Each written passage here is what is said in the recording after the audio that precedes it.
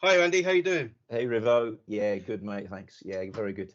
And hello to everyone. We've got our usuals on here, which is absolutely fantastic. The commitment that you show, Asif, David, Elliot, Lewis, Sam, and a good friend of mine, Colin, all the way from Boston in the USA. Very, very warm welcome to you, Colin, and maybe we'll get some more of your colleagues on as the interview goes on. But yes, Andy, just here to talk about your illustrious coaching career and your journey. If you want to take us back to the start, and I know you played a bit. I've seen your demo on courses. Just take us back to that, and then how the sort of the translation was from playing to then coaching. Okay. Oh, hi guys. Thanks everybody for joining. Well, first of all, I played all sports, River, right up until sort of 14, 15, and then I felt I needed to make a decision. There was pressure from school and everything, and I was at Reading, and Neil Webb's father, actually, Dougie Webb, was the coach that you know well, and it was just really, what am I going to do to give myself the best chance to become sort of an apprentice, if you like. I started to focus on the football. Got to the reserve side and didn't quite break into the first team. So that's when I started to really think about, okay, well, what else? And it was actually PE teacher training. So, but I kept playing. But Reading used to have a link, didn't they, with Wokingham Town? So I went to Wokingham Town, and actually that's where I met a guy called John Atkerson. Now, the reason I mention John is John did his prelim, so his level 2.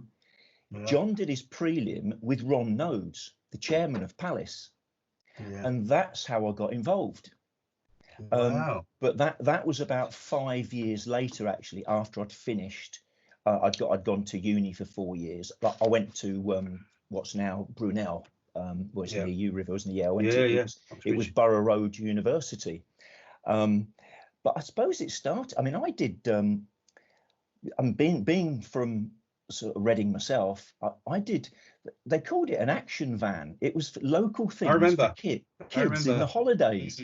And my mum said to me, what are you going to do in the summer? I said, I don't know, 14, 15-year-old. If there was no football on. So I got involved in that. So that's when I first sort of thought, really sort of working with people, young people. And then from there, it just progressed really. Once I did my coaching badges at university, I then really sort of had a passion for it. And a guy called Tommy Tranter was my sort of senior lecturer, and he was sort of top man at the FA as well. And he said, you want to get on go and do your prelim badges, which is say the level 2. And that's when I met Ted Dale, and from that moment on I was just sort of hooked really.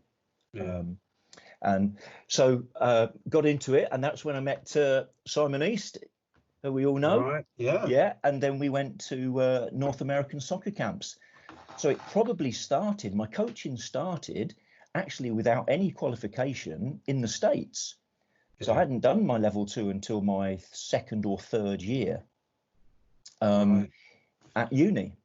But it was the done thing at the time, UK coaches going across to America. So, and did you say as a friend joined from the States on the chat? So Colin, and he's sort of Springfield, just outside Boston. He's got a team of coaches that work with him out there. So brilliant. Yeah.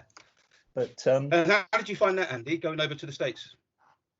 Oh, as far as I was concerned, we were living the dream. I mean, we're young lads, just doing the things that we loved, and then just sort of in a sense partying in the evening, crashing out. Oh man, we just worked so hard.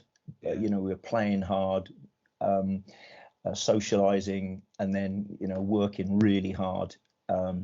Clinics in the evening for the parents. 2 camps a day, 2 times 3 hours a day, driving miles to the next one. But I reckon that's where I got my work ethic, if you like.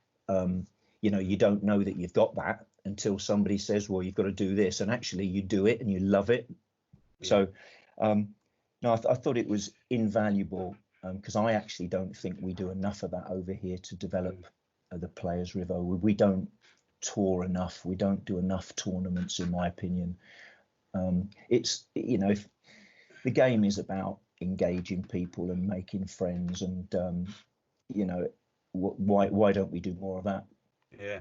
So talk about your coaching pathway. Funny enough, we had Lloyd Owusu on yesterday, who's a good friend of Simon East, and I met Lloyd. We both had our prelims, but can you remember you had to convert them to UEFA B Part 1, I think it was, something along those lines. We did ours with Jim Kelman. But so what would it have been then? What would the UEFA B have been? Well, it was called a half badge, and actually, I'm not even sure if it was a course, because I did my I did my full license the year after I left college, so I was really young. But I was recommended by Ted Dale to go on it, and actually it was a sort of more of an invite rather than we didn't know a lot. I didn't know a lot about it. It just sort of happened, really. And the next thing I know, I'm at Lilleshall for 2 weeks, and going through that. Yeah.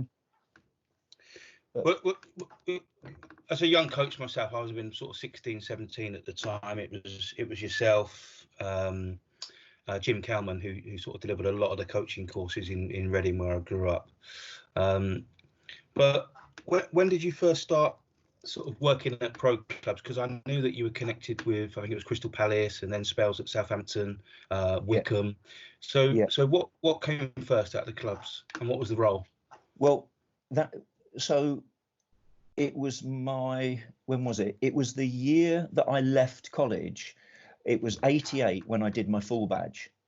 And as soon as I got that, because John Atkinson didn't have his full badge, he couldn't open this Centre of Excellence in Bracknell, which Jeff Warner went on to, very successfully take over. And, but basically it was sort of 88, and I did 7 years with Palace, and then I absolutely loved it. We started it from scratch. I mean, it was a centre of excellence. It wasn't an academy. They didn't use that word. No. And then I got a phone call from Chelsea, which was where Ted Dale was, and so I did 2 years there, under 19 assistant with Ted, and then there were three centres of excellence that I managed, and again, it's just great experience, Rivo. I mean, it was just fantastic. I was really lucky. Looking back, it was as if, it was just like a roller coaster ride at the time, and wow, where did the time go? But those were part-time roles, and then I got a phone call from Charlton, from a guy called Mick Brown at Charlton Athletic, and he said, did I want to come full-time? So I'd only been part-time, so it was the 9 to 16 assistant academy manager, and I thought, well, I mean, Charlton, great reputation with the kid of kid development. John Cartwright had been there, real good grounding. So yeah, absolutely went there, and also Les Reed was there. So and Les had been really good to me, and actually I did my first ever session for the FA for Les Reed. Right. Okay. And but yeah, who's now obviously back in position. So it's interesting. What did that look like, Andy? A centre of excellence back then? Because I grew up and there was no academies. But what might the day today look? Because there'd be polar opposites now between a centre of excellence then to what a Cat 1 academy looks like nowadays. So just from your recollection, what were some of the fundamental differences? Because I'm guessing, well, they wouldn't have had sports scientists or anything like that then, and people to do the analysis and things like that. What was it like? Well, it was basically, your network of friends, Rivo, and I mean, because I was tutoring the prelim course, so we used to do stuff at Bisham Abbey. I did one at Wellington College actually as well, but that's where I met Jeff Warner and Keith Stiles. So they were two, excellent coaches, and as it so happened with Martin Dean, another lad who's a local lad, Martin, who's now at Reading and was at Wickham. Yeah. I sort of asked them if they wanted to join me, and I just created it. I mean, we didn't have anything here. It was the first satellite centre, I think, that, and we had to write to parents, advertise, trial, and we did everything ourselves. So I was director of that. So I set all that up, which again was great learning for me. And yeah, it was out of Cantley Rivo for about 3 years, and then we went. I was at Bracknell for 4. And then Jeff continued and stayed there for a while. We also did something at Edgebarrow School. But it was friends and colleagues that I'd met along the way that were scouts and coaches. And we just ran it ourselves. And then we went to Crystal Palace, which was obviously head office, to play tournaments and go for selection.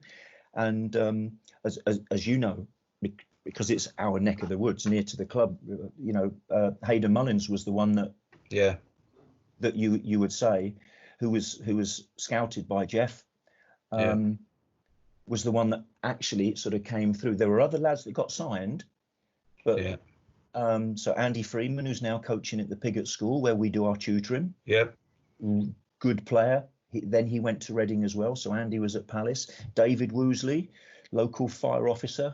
I don't know if any of the lads on the chat know David Woosley. Now I took his kid actually on a mentoring course it must have been 6 weeks ago, just before we closed down for Corona. Met Dave again. But I think we did it ourselves, Rivo. There was no template. And in terms of learning, there was nothing there. I had to create the whole thing. I was in charge of creating a centre of excellence linked with Wokingham Town Football Club, and you just got on with it. I didn't know if it was good, bad, or indifferent until we got a monitor come round. Actually, Dave Burke, who I work with now at Hampton School, and also Maurice Evans, who was the manager at Reading at the time, were the 2 monitors. And I think we got a good report. So it sort of gave you a bit more time, and you just kept. We just loved the coaching. We didn't have much support. We just, you know, we literally washed the kit and did the footballs and all. It was at Cantley. I think it's testament to you, Andy, and Jeff and Keith and everyone, because I remember certainly when I first went and did some coaching at Reading, or even before that, growing up as a young aspiring player, it seemed to be the Palaces and the Portsmouths and the Southamptons that were sort of nicking the players, if you like. Nicking's probably the wrong word, but and I remember going and starting my coaching journey at Reading Football Club, and it was John Stevenson at the time who was academy manager, and saying, this can't happen. We need to sort of tighten the web a little bit here. And I know that, you know, you've never worked there, but and I want to come on to Theo Walcott, the Theo Walcott story a little bit later, because that's a fascinating one. But I think that was probably you guys that had a big say in that, Andy. Well, Mark, we just love coaching. I mean, I was fortunate enough to have access. I could see local coaches coming through. I mean, they weren't on the course to be seen to be, you know, selected to become a coach at a pro club. It was just, I just asked Jeff and Keith, and it just went from there. But it was their local knowledge, Mark, that did it. And I suppose I've always been quite driven and very passionate about it. And we did work hard. I mean, you know, we talk about philosophy these days, and I'm just watching at the moment, isn't it brilliant? You know, Michael Jordan, the Last Dance, I'm just watching. You know, it's that drive, and it's pushing that for those standards, and we just did our thing, and it was what it was. I mean, I used to give out Crystal Palace I used to go to ask if I could go to the office when I was in London. And I used to get boxes of Crystal Palace programs, and I used to give them to every kid that came on one of my Coca-Cola soccer star school. And we flooded it, but that was giving them a little gift because they'd only be binned. Yeah. I mean, if you didn't sell the programs on match day, they're no good to anybody. Yeah. But we did deliberately actually try to flood it, though, because we had to make an impact. I mean, my job, my reputation, in a sense, would have been on the line, because I was asked, oh, well, John said you're the man. And when a chairman of a football club says that to you, oh my God. Yeah. I better try and make this work. Andy, have you always? I know the answer to this as I'm saying it, and I asked the same question to Pete Sturgis, so it is a massive compliment. But have you always been that sort of? I look at you as a sort of visionary and someone who was always forward thinking, perhaps ahead of their time, really. And I mean this with the greatest respect. I don't know anyone of your age that's that passionate about futsal. That passionate, when I see you, I'm lucky enough to work on the grass with you, and about the technique of young players coming through, left foot, right foot, being able to dominate 1v1s, all of that kind of stuff. And it reminds me of Pete Sturgis and the late great Dick Bate as well. But I suppose my question is, did you encounter, and I asked Pete this, did you encounter sort of stumbling blocks, challenges, sort of roadblocks along the way, because you were that, or you were so forward thinking? Do you know what? You didn't think about it until you really maybe upset the wrong person, or you trod on someone's toes. And if you're the new guy in, and I mean, I did have a little bit of that at Palace. The philosophy there was the fact that they thought that was healthy, and me fighting my cause and pushing at that time, that was the way it was done. So I had to earn, the centre had to earn its stripes. We did our own thing. I mean, that would be advice to anybody, River, really, because I do a lot of mentoring, as you know now, is be yourself and do it your way, because if it fails, you'll look back and you might regret, I wish I'd have tried that now. So no, I was just fortunate enough that I was obviously being encouraged to and allowed to go and be myself and make my mistakes and learn. But I went to, but maybe because I was a teacher, maybe there was just more. There was more of a, what do they call it, pedagogical approach. Pedagogy, yeah. And I say that, Andy, because I've grown up in that culture where it was very, you had to sort of abide by convention, and it was very sort of rigid 4-4-2 stuff, and no room for errors, and a list of words that I posed to Pete the other day. Kick it out, get rid of it, and and I couldn't imagine you stood at the sideline shouting that out. No. So that's why I ask it. But it also leads me into. So who are your sort of inspirations in terms of the coaching world around about that time? And while you're thinking, someone that springs to me, I know you're very fond of Ted, but in the pro game around about that time, I suppose the likes of Don Howe, and people tell me, what a great coach he was.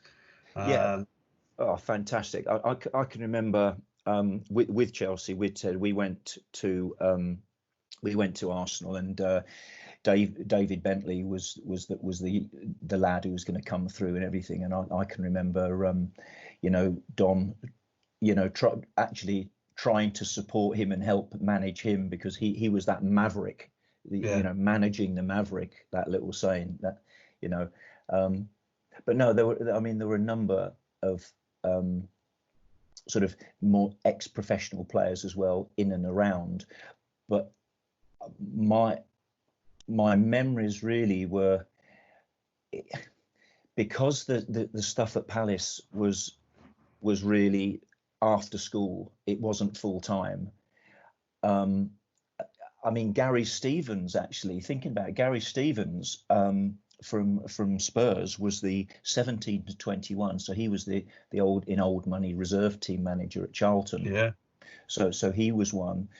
Obviously, Alan Kirbishley was there, but I mean, I'd watched Viali, Hullet, I'd watched them deliver sessions for 2 years, the occasional session, but No, I think you mentioned the debate. You came across the people that were on the courses and that sort of took you as a student. I mean, Dave Burnside took me for my A license. I mean, what a coach. Dave Burnside. He was as old as me at that time, and his demos was unbelievable. Missed the demo. I mean, he you know. But what was it, Andy? What was it that made them such great coaches? There was I would say, first of all, just an absolute love and passion for it, and a work rate and a standard. Yeah, it was the work rate, Rivo, and the standard, and that would be something I'd say to any coach. When we talk about challenges, it's don't just make one up because we've encouraged you to put a challenge. What do they really need? Yeah. Whatever corner you want to talk about, but now have a high expectation, because when you're talking about philosophies and cultures, most of the most talented kids I know, they want you to push them, and you don't get any respect if they think that either, obviously, you haven't got that if you like, technical knowledge to get across. So if you can't communicate and get it across, or you can't really demonstrate a few occasions to motivate and inspire them, they can be tricky. Your best players are often your biggest problem. Yeah. But I've been grassroots coach as well, Mark, as you know, as well as within the program, alongside throughout my career, and it's about engaging kids and just in hoping to inspire them to keep playing and develop character. I mean, football is about developing character, isn't it? Yeah. And we've got Gareth Ainsworth coming up. I don't know when it is, Richard. Yeah, but it was, I was fascinated listening to him, and I could have listened to him all day. I've just seen on Twitter now that he's done a Zoom meeting for, I think it's for a Woodley youth team. The guy was incredible, and it just links into what you're saying. Even us as grassroots, foundation phase coaches, all his ethics, if you like, and the way he goes around about things are very similar. You've got to bring those across with you, and it was just more than, if you look at the four corners, it was more than that technical, physical box. He was working across the four corners, and almost like that bit on the grass was a small piece of the pie, if you like. It was a real holistic approach to coaching at that level. And I think at this, foundation phase, youth development phase, whatever it is, I think it's exactly the same. It's about relationships, River. I'm absolutely convinced it is. I mean, you're watching these Netflix things at the moment, and I'm looking at the Amazon Prime. We're looking at Guardiola behind the scenes. You're looking at Klopp, and Gareth Ainsworth made it crystal clear. And Gareth, top guy, by the way, fantastic. And I owe a lot to Gareth and Richard Dobson, because Richard gave me my opportunity when I came back from Australia to get back in the game. But Gareth is the type of person that you just want to play for, and he knows it's about a feel. Coaching is about a feel, Rivo. I mean, I've been going through during this time, like a lot of the guys that's joined us this evening. We're looking at old clips, we're looking at old games. I've got a record. Did they call it an LP? I've got a vinyl record, and it's called, Rivo, Shankly Speaks. And I'm telling you now, everybody needs to listen to it. And it reminded me, because I knew obviously I was on tonight. I went through Bill Shankly's 30 best quotes, and but when you look deeper than the quote, it is about energizing a group of people to be the best that they can be, and having pride and a work ethic, and that's all it is. Getting the best out of people is finding what makes them tick, push the button, sometimes giving them time out, again managing the maverick. It's fantastic. We've got that one coming up, and I've just seen Toby on here as well from our UOFB. Welcome, Toby. Oh, But we've hi, had, Toby. yeah, From Milton Keynes. we had Russell Martin on today as well. So that MK Don's first team manager. So that'll be coming out pretty soon. And again, not too dissimilar to Gareth Ainsworth in what he has to say. So it was fantastic. But Andy, just bringing things back round to your good self again. Let's talk about this Theo Walcott situation, how Theo was discovered, because I understand you were working at Southampton at the time and Theo was based in Newbury. Yeah, so I think it was Compton where Theo was from, and I can just remember, I think I've told the story to a couple of people. He was 12, Mark, when he first came. I think he came in at under 12, something like that. And his first game was against Chelsea. And obviously Chelsea, very great catchment area, great academy, and very, very strong. And in terms of results, you didn't win many. Let's say you're playing 7-8, you didn't win many. Anyway, so they've won 5-2. And I'm here, and I know it's a strong age group. And I'm thinking, really? And then, of course, the next day, I'm hearing all about it. Oh, this lad, he scored 3s, unbelievable, blah, blah. And this is someone who didn't start playing till he was 10 in goal. And I still talk to his dad about it now. I mean, Don, a great family. I mean, and again, let's credit where it's due. Theo Walcott, what a role model. A fantastic young man and like I say, a brilliant role model. But it was just, oh wow, I can't wait to see him. Anyway, of course, he was fast-tracked. So I did the under-15 team on a Sunday. And he was, well, probably just about turned 14 and was good enough to play a year up at that time. I mean, it wasn't long before he was playing 2-3 years up, and then he's in the first team. But it was just this exceptional game he had. And then,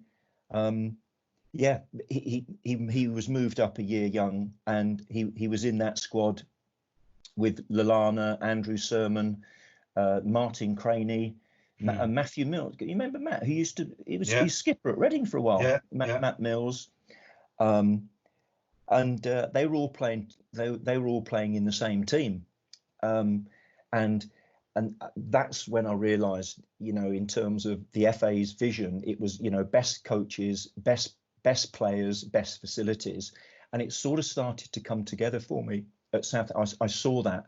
I mean, when you've got a group of players and they're pushing each other, but such humility, such change of pace. I mean, there was only Nathan Dyer that could get anywhere near him. Nathan was probably quicker over 5, but Theo over 10 was just. Well, he was the quickest one in the club. In terms of the four corners, Andy, because I look at it and we talk about it on courses, that you've got the four corners, and for me, a player needs to have something in each of those corners. So you and I both know players that were fantastic in the technical and the physical box, but they perhaps lack something in the psychological and the social boxes. And I think you need the 4 out of 4. So what else did Theo have? Because obviously he's had this fantastic library of skills, which is probably, that along with his pace is what I'm sure attracted you to him. But what else did he have? You mentioned this humility. But I think, again, I played, but I'll try and link this, River. I played a year near to you, actually, Yedding, and there was a lad called Andrew Impey. Now, he played for about 3 months because Gordon Bartlett was the manager. You'll know Gordon. Will Stand, yeah. Yeah. QPR signed him at the end of the season and took a gamble because of his pace. Yeah. And they taught him the rest. They then put him in the pond and got him to go swim with the sharks. Now, you better liven up, else you're going to get eaten. So, but they scouted pace and character because he was a lovely lad.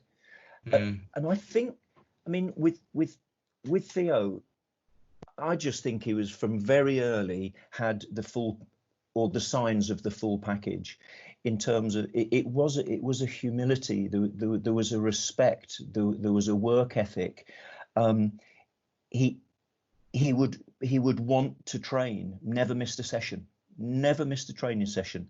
But and that could be also fair play to Dad, because Don wouldn't have let him miss a session. Yeah, yeah. But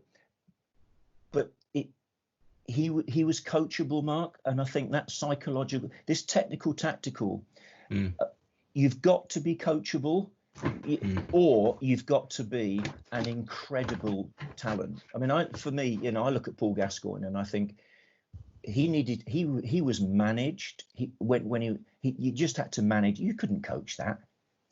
That was natural. But Theo, came not so much natural talent, but electric physical quality, a calmness to him, wanted to learn, a shy boy that earned his respect, and I mean, psychologically took information on board, socially, but he earned his respect just obviously because of his play. Sorry, Andy. Yeah, you mentioned respect, and he's obviously respected you enough because he's put you in his book. I think it's in the inside cover or something like that, isn't it?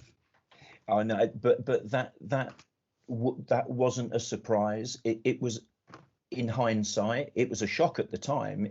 I was very humbled by that, but that doesn't surprise me. That shows his character. He did remember, and I would have been one of a number of people that were mentioned, but no, that shows. I mean, people, I think it's really important in especially this game, Mark, the people speak as they find. John Terry was very respectful to me. He stayed behind on my last day and shook my hand and said thank you. He stayed behind and waited to say thank you. And I'm a part-time coach there. So these people, there's more than meets the eye sometimes. And speak as you find. I haven't got a bad word against Theo. No, brilliant. Andy, how would you best describe your sort of playing and coaching philosophy, and has that philosophy evolved over the years? Yeah, blimey, yeah, absolutely. So back in the day when I did the fullback, Mark, I mean, and we've been part of, well, yourself, you've been helping Whiff and I come to terms with the new UEFA B. But previous to that, because I delivered the old one as well, and when I did my full badge, it was, this is what you have to do. That's the standard. And if you don't do that, you'll fail and you'll do it. You need to, do the whole thing again. So in terms of the education, that's become far more, which obviously is a good thing, accessible. And they've given it, there's a bigger picture to it now. The four corners are now, if you like, more valued across the board, and we're reeling, well, why don't we get more as opposed to just the few that it might have been? Because I was cut out, if you like. I was a lucky one. I'd gone to a PE teacher training college. I was taught how to discipline a group of kids. We had teaching methods and teaching tools, and we talked about communication. You had lectures on it. You studied it, and how people learn. And it was just at that time where it was more games for understanding, so things started to change. It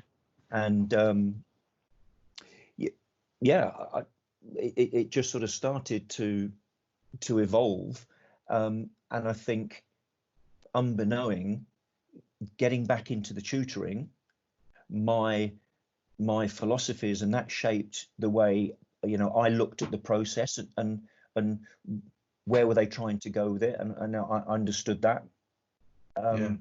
So sort of happy to jump on board, but try not to throw away the stuff, the older school stuff. Andy, just sort of swinging back round to the sort of grassroots stuff that you did, and for the grassroots coaches and foundation phase coaches listening in, how would you deal with the difference of ability? because you've come from that teaching background, you've done the grassroots stuff, also you've done the elite end as well. But I'm just conscious of, many people on here working with grassroots clubs. So, how would you manage that in a session? How would you deal with the difference in the group? Well, do you know what? The first thing for me is again, get back to Gareth Ainsworth, my relationships.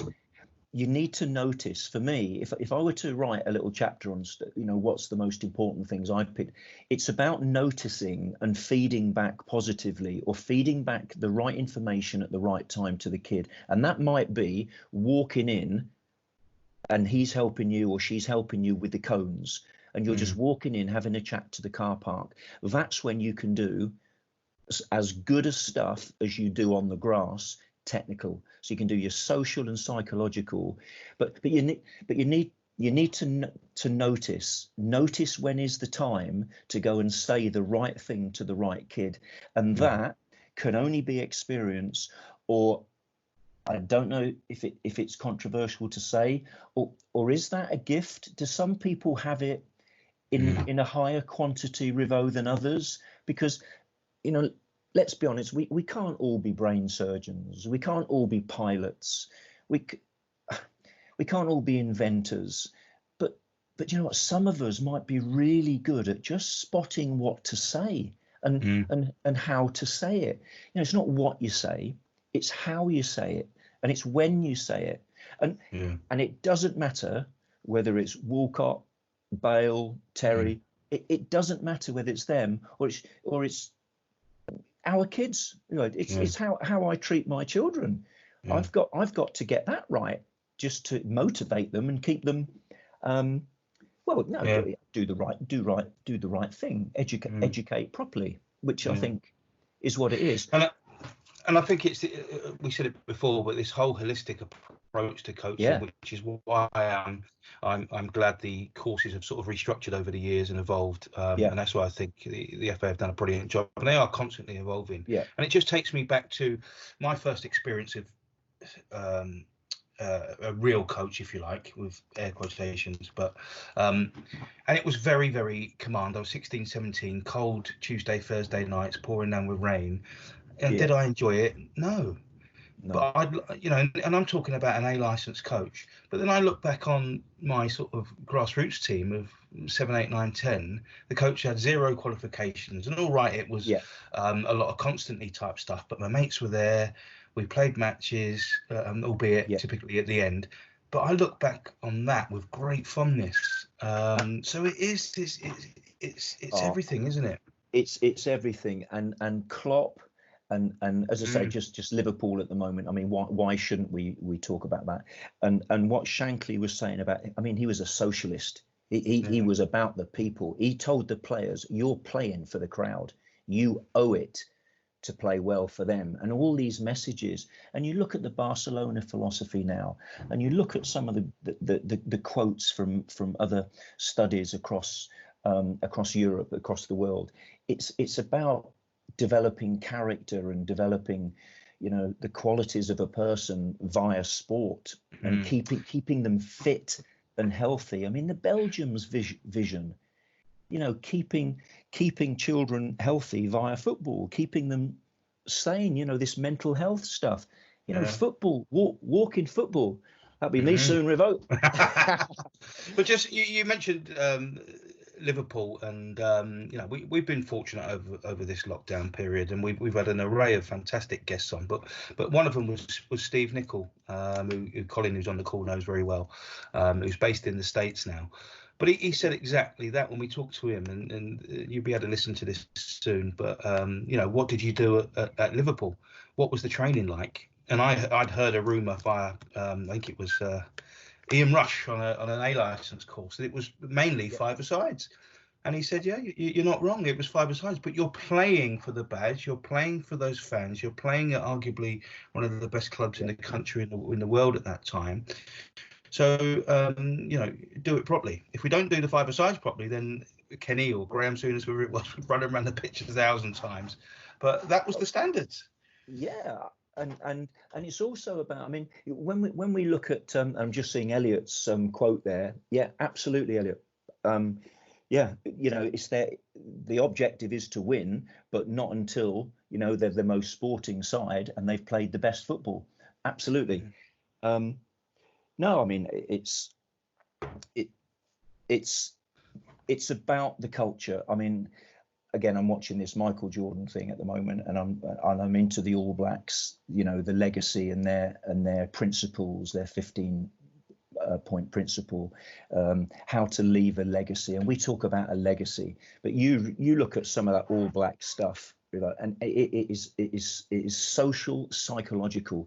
I mean, they select on character. Yeah.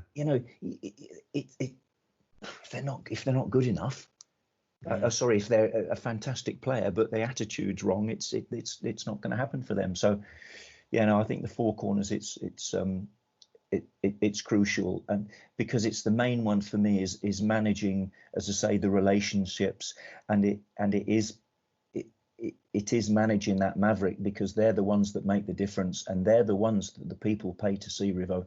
I mean, we've played in teams, and you could argue, and it's one of Shankly's quotes, so how do you play the piano?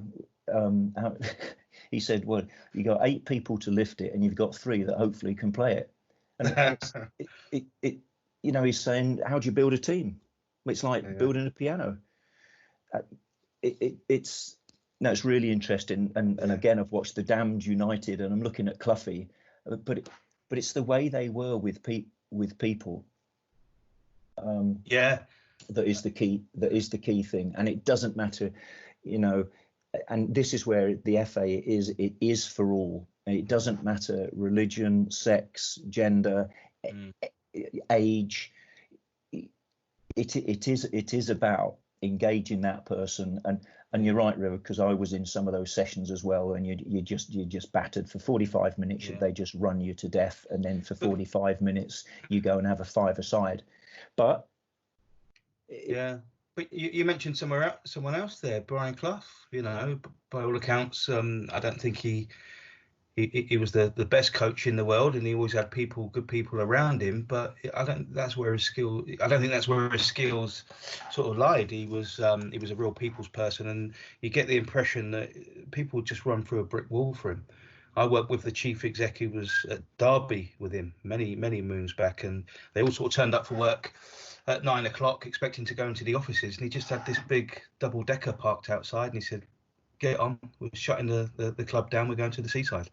But it was just Well, but if you talk to most children about what they can remember, most adults, River, would be no difference. Who was your favorite teacher? What was your favorite lesson? Because there would be a link. If you got on with a teacher, you probably did better in that class in terms of results. So what more evidence do you need? Yes, there was a little bit of fear involved with some, and fear stroke respect. There's an interesting conversation. To get into that one would be interesting. Where's the line? But I tell you what, Andy, going back to Gareth, it's no coincidence after speaking to him for an hour that he's the longest serving manager in the leagues. It was fascinating. But Andy, I'm just conscious of time, because it's, believe it or not, it's 10:02, and I've got a whole host of questions that I'm not going to get through. So we maybe have to do another one of these next time. And I do want to pass over to Rich shortly to ask some questions. Look at that from Elliot again. And Cruyff, this is Guardiola's mentor. Fascinating. Andy, okay, before we pass over to Rich, what advice would you give to the aspiring coaches that are listening in, that have aspirations of being the best grassroots under-8s coach they can be, or aspiring to do their UEFA Bs and go on and work in academies and follow a similar pathway to yourself, or even sort of getting into the professional game? What would be your top tips for them? Well, I would say engage in the learning process, because you do qualifications. The conversation when it's qualifications or experience, where you need both. I would say be yourself. You need to be driven. If you're not self-motivated, then you've only yourself to blame, because someone else might work harder than you. Network, travel, and don't network just because you think it's, oh, that might get me this. It might. No. It will happen. Trust. I would say, trust me. If somebody's buying into you, they'll call you. They will get. You never know. Just maintain that respect for everybody, because you never know what their journey was. But above all else, make sure you do understand it. It's obviously it is about your audience, and whether it's grassroots, say whatever level, ability, disability, whatever level they're competing at. I think you owe it to them to show passion and enthusiasm, and know what you're talking about, which is where your badges come in. Brilliant. Andy, and enjoy it yourself. Yeah, that's it from me. I think that's been absolutely amazing, and I've been trying to get you on here for such a long time, as we're we deliver on the UEFA piece together, and growing up, as I say, no, I know, but I'm there sort of listening to your stories, and I'm constantly saying to you, you need to share these stories, because there's so many people that will benefit from them. But Rich, are you there? I am. I was very engaged in that. It's quality. Thanks, Andy. Sam Woodruff is literally just. Sam, how are you? Yeah, there you go. He asked a question. He sent a question in before, when he signed up to this, and then he asks, "What was your biggest challenge working in the academy system at Chelsea and Crystal Palace?" The biggest challenge, Sam, for me at Palace was in hindsight was to keep being me, and that's advice for you, Sam. Keep doing it your way. You obviously need to work within the club's philosophy and guidelines, but be your show your character and enthusiasm, because at the end of the day, a coat has a badge on it.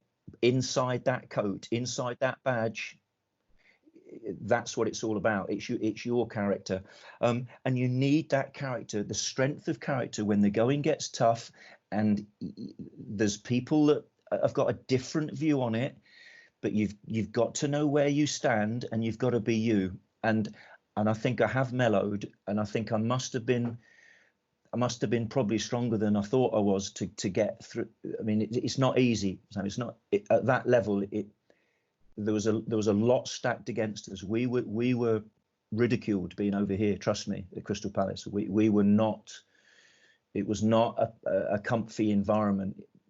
It was not easy to get our lads noticed. There's a lot of hidden agendas, as well. Yeah, I don't want to be negative, but you'll come across people that if you're a threat, which you might be, you got to deal with that with dignity and come out the other side, Sam, and just stay in it. If you want to be in it for the long run, you can't go making enemies. You got to get rid of any personal stuff, because bitterness will hold you back.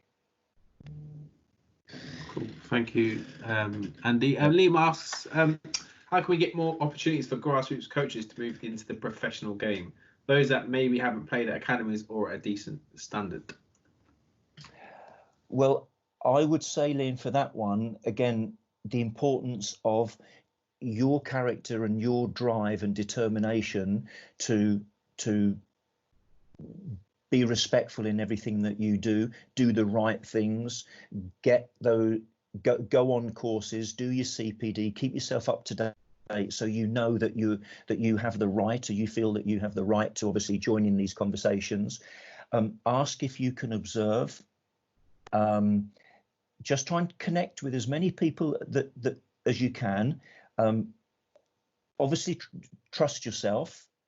Do whatever you need to do to make sure that you feel that you're going to, enjoy it, maybe add value to it, but ultimately, that you're going in it for the right reason. You want to learn, but it's not easy, Liam. It's not easy if you haven't played.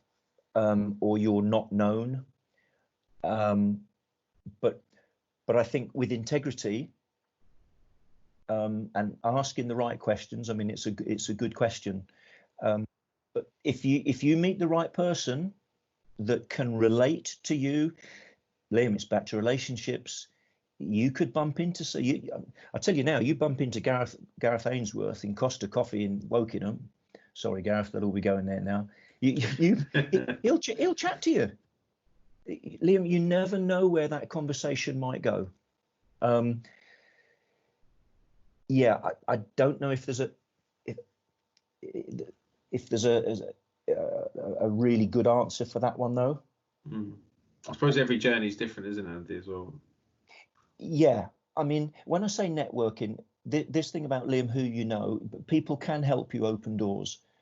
And you know, I've had two very, well, no, more than that. I've had 3 or 4 actually, you know, opportune moments where it's just happened for me. A door was opened by someone else for me because I had a great relationship with them. That's how it happened. So you can call it who you know if you want to, but they wouldn't have encouraged me had I not, you know, then I'm not going to introduce someone who's going to, if you like, let me down, because that's the way they'll look at it in terms of a trust thing, rightly or wrongly, because people are like that. They're like that, Liam, aren't they? But how important, Andy, is it to, I think we mentioned it a short time ago, like just asking if you go and like shadow a coach or just maybe get involved in that in your own time. Obviously, you're not going to get paid for it, etc. There's many conversations myself and Rivo have had recently with guests, haven't we, Rivo, where have just put themselves in that position and something has come of it. And there's no guarantees, obviously, but who knows? No, absolutely. That it could happen. I mean, if you just go down and do it once, then you know your percentage chance of that happening is going to be very, very low. But if you know, if somebody was given permission, if I was delivering a session at a club, and I saw somebody there for 3 or 4 weeks on a trial, I'd ask, who's that? I would be intrigued. I would want to know, and then from there could be an introduction, and you just don't know where it would go. Great example of that at Rivo is Manisha, we spoke to recently down at QPR. Yeah, I think sometimes you've got to sort of speculate to accumulate, and what's your agenda? If it's about earning a few quid working in the academy, it's probably not going to happen for you. But if you've got, you know, the time to go along and show commitment and volunteer, it's about getting your face in the building up relationships, as we keep talking about. Russell Martin, who we interviewed today, Rich, MK Dons, you know, he came into the interview with Rich and myself with rounds of paper ready to make notes, and he said, you know, even being on international duty for Scotland, being on the bus, he sat there making notes. And the lads are, you know, what are you doing? Yeah. But he was studying for a variety of different courses and reflecting on things. So, you know, you have to keep evolving and keep learning all the time. But a lot of clubs now have open door policies as well. So, you know, emailing the right person and as I say, going along and showing your face. I've seen David's question there, which Liam just adds to his part before we get to David. But he said, cheers, appreciate that. Do you think the game is missing out on some potentially great coaches then because they didn't play at a high standard? That's not calling myself a great coach, by the way. I'm not sure if it's just a playing thing, Liam. I mean, I haven't researched this particular discussion in a lot of detail. It actually, I might after this chat. But I mean, you know, Wenger, Mourinho, what was the level they actually got to? But Brendan. So what is the level? Yeah. Oh, great shout. What is the level? I'm not sure. I know I couldn't advise on that. And you know, people that were related to or knew someone that were recommended, and they just got an opportunity. But can you remember that in old money, the old module 2, Rivo, opportunity. Yeah. All we can ask for in life is an opportunity. Give me a chance. But how do you increase your chances? Well, you keep knocking on the door somehow. You keep being there. I don't know. Just not easy. Brendan Brendan Rodgers at Reading is pretty well documented, but I remember listening to him on Talk Sport going back a couple of years now, but they asked him who was his sort of favourite coach that he worked under, and I was expecting him to say someone from Barcelona or Rigo Sacchi or someone like that, but he actually said Jim Kelman. He said Jim Kelman. Jim Kelman, who was a tutor in Reading, was the first that got him involved in coaching. But I used to see him even then. He was under 13s, under 14s manager at Reading, but he'd watch every training session and make notes. And when I went there, he was the first person to get up and shake my hand and introduce himself. And there were some senior figures around, and you could almost forgive him. You know, it wasn't even his role to do that. But it's those things that will just... I'll never forget them, and it's no coincidence for me how far he's travelled. So, you know, it's those other skills, those softer skills, and all of those sort of things that you need in your makeup, if you like, rather than just relying on that technical stuff. And you've mentioned some great names there, Jose, you know, Arsene Wenger. There's so many in the game now, you know, that have had to look at other ways.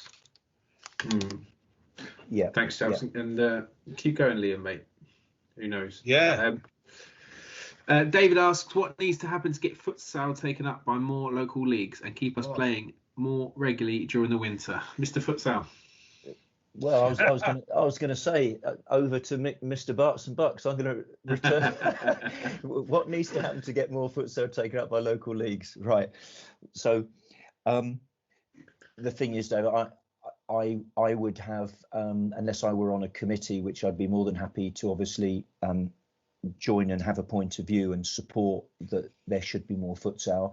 But then again, I know so would Rich. But it'll come down to obviously finances, timing, etc., in terms of how much how much time and money you could expend, because you would need that. Sometimes that's just the impetus that you need to throw in to maybe get access, you know, to get something going, to get it rolling. In terms of the take up, well, you can't force people. You can't force people to play it. Playing more regularly during the winter, well, that one has been looked at by, I think, certain counties, and it certainly is parts of the world. You could have a close down from the 1st of December to the 1st of February, and all of your points go, just play futsal, and then all those points go towards your league position if you're into that. But I'm not sure who the catalyst. I think that's a joint effort by lots of people. It might be Reading Football Club, might be Wycombe, come together with Barks and Bucks, with someone like myself, with Rivo, but you know, is it sustainable? At the end of the day, that would be sort of numbers, and would you be able to generate some form of income to keep paying for the facilities? Because people will argue more different goals, different balls, different footwear. I don't know.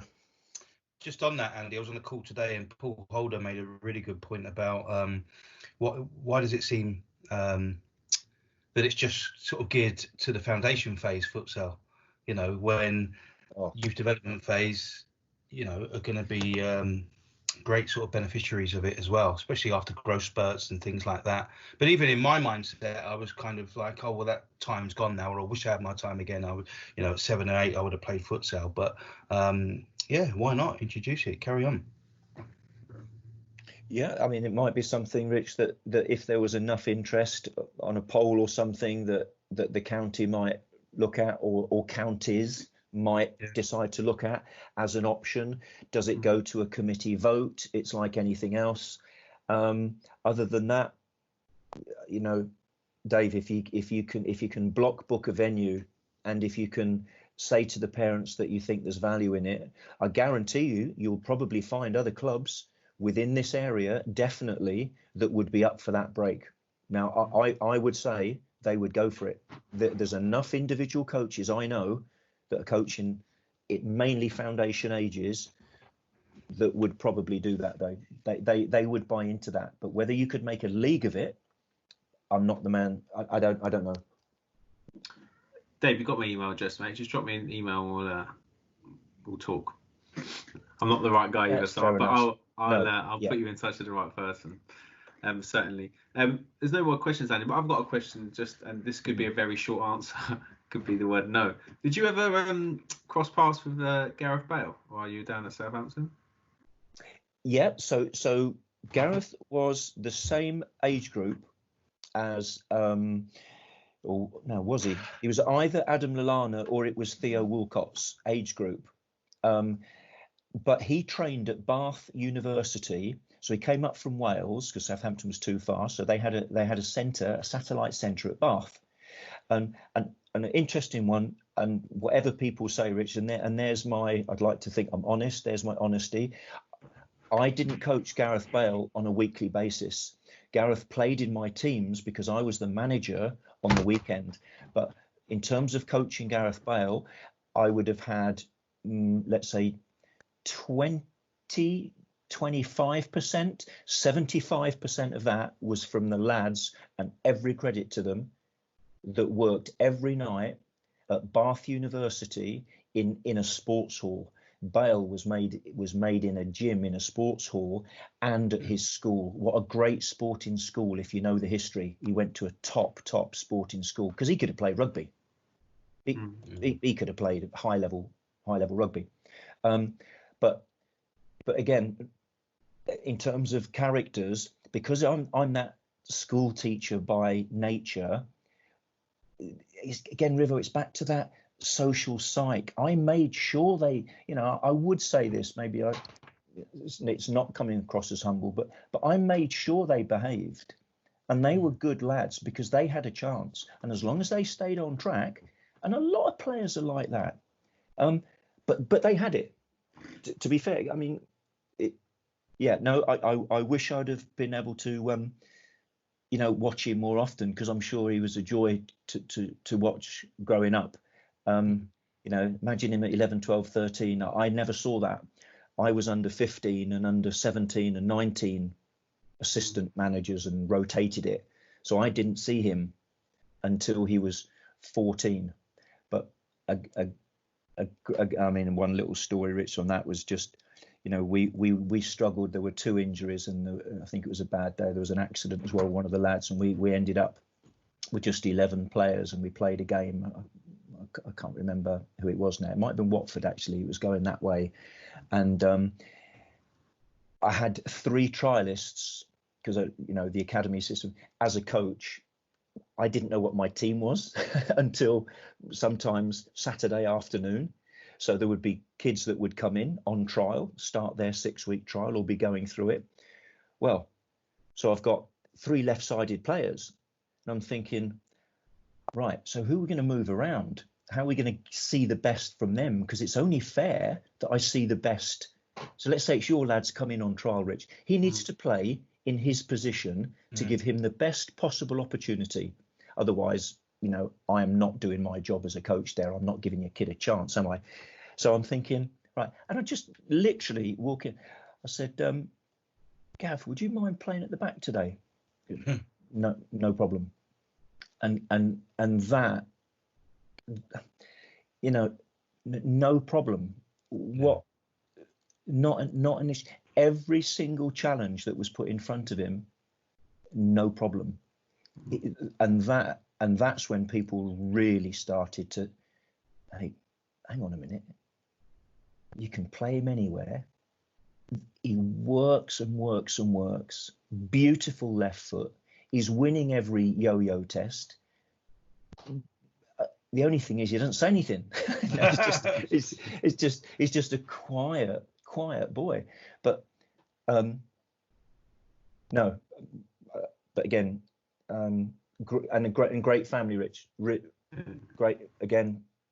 good support, which is not often the case, as we know, with some superstars. Some kids have nothing, but so I'm lucky.